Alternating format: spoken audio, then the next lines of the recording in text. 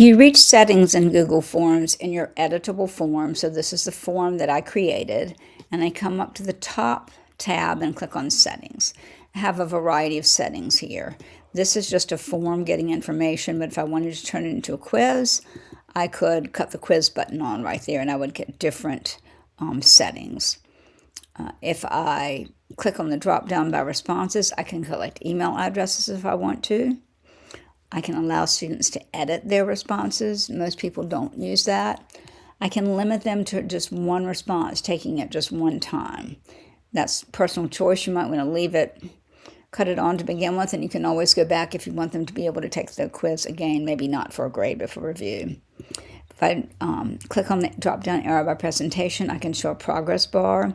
This is pretty important. I can shuffle the question order so that two students that are sitting beside each other won't have the same order of questions.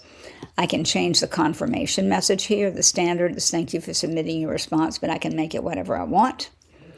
And then this is show link to submit another response. That's the link that you get when you submit it that says submit another response. I can let the respondents view the results summary. I could disable autosave, but I definitely want to leave that one on. The form defaults, again, just collecting email or not collecting email addresses by default.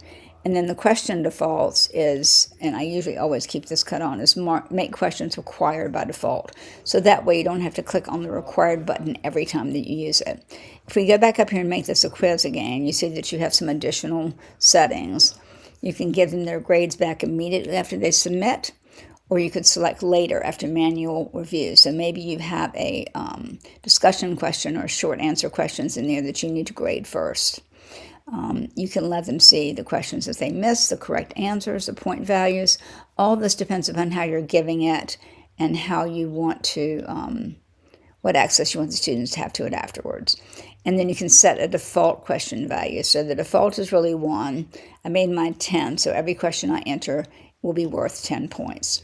Again, these are all set under settings at the top of your editable form.